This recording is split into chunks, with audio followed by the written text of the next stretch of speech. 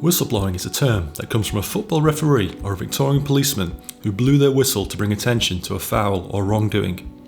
Nowadays it is often used to describe someone who exposes an illegal or dangerous activity in a public or private organisation like the NHS. We hear a lot about whistleblowers in the media these days, but what is and isn't whistleblowing? It is not speaking out about a dispute with your manager, for example regarding your pay progression, or being unhappy with your shift pattern. It is about exposing dangerous or illegal practices that could harm patients or bring the organisation into disrepute. Here at WWL we are striving to create an open, honest and transparent culture where staff always feel confident to raise concerns. This is not about apportioning blame, it is about reducing mistakes and learning from them, helping to make WWL one of the safest trusts in the country. Safety is everyone's responsibility and is one of WWL's underpinning values. Unfortunately, mistakes do sometimes happen, or people undertake dangerous, even criminal activity. In rare circumstances, these actions may not be picked up by our safeguarding procedures, which is why we have a raising concerns or whistleblowing policy.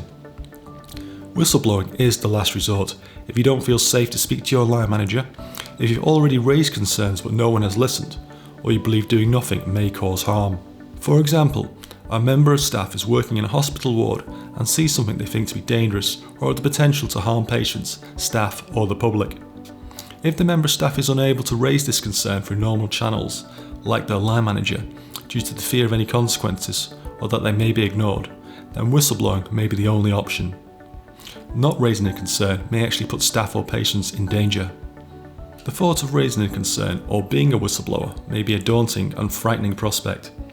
You may feel scared, wrong, disloyal or fearful for your career. We are here to help and support you. You will be listened to, you will be protected. Andrew Foster, Chief Executive at WWL, talks about the need for all staff to feel safe in raising concerns. We do thoroughly encourage people in this organisation to speak up. It is positively welcomed, and there have been some really good examples in the last few years of where staff have come forward to tell us of their concerns, which have enabled us to act and prevent something which could have been a really unhelpful situation. So I just wanted to say that whistleblowing is something that we are keen to support. What is the procedure for staff raising a concern?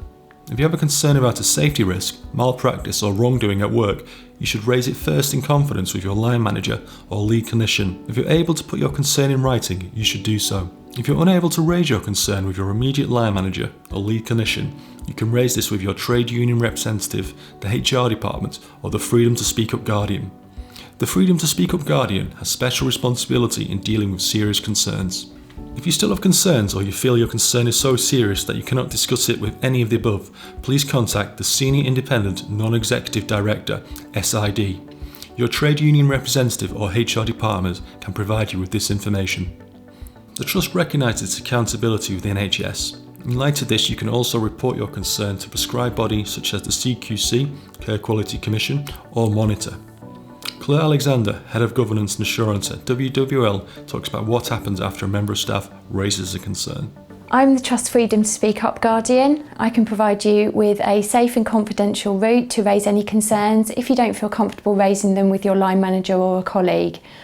I will ensure that your concerns are treated seriously, that they're investigated and that you are kept up to date with progress with the investigation to address your concerns. If you have a concern and don't want to discuss it with your line manager or lead clinician, you can speak in confidence with your trade union representative, HR department or Claire Alexander, Freedom to Speak Up Guardian.